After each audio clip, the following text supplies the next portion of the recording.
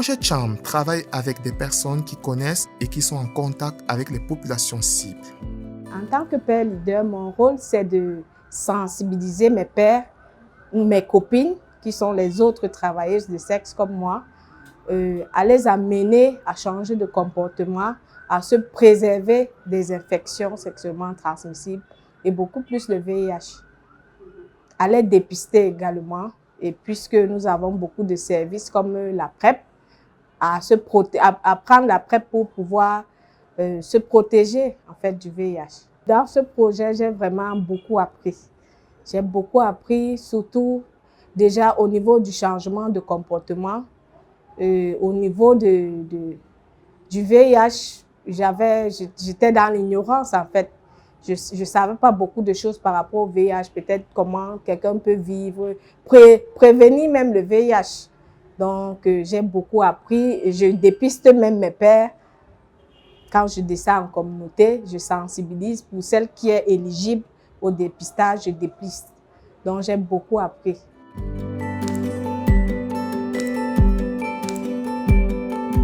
Maintenant, tu arrêtes comme ça.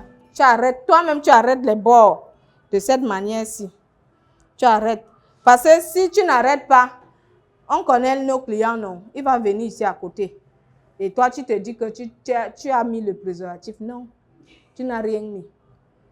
Donc, c'est mieux d'arrêter. Quand tu arrêtes, dès qu'il vient, il entre là. Hein? Toi, tu as arrêté. Il est déjà entré.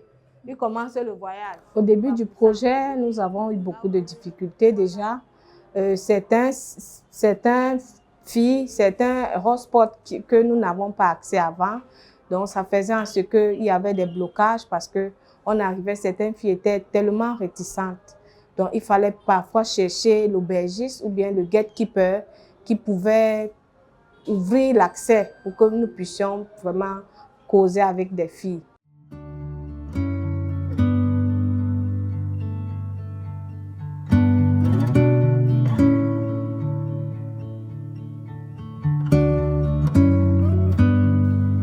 CHARM a été très bénéfique pour nous.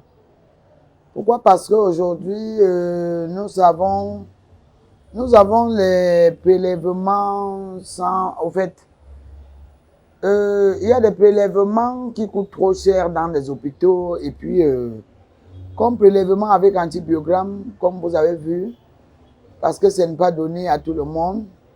Comme tout ce qu'on bénéficie à Horizon Femmes, que CHARM a installé, vous voyez que nous, on a ça pour rien.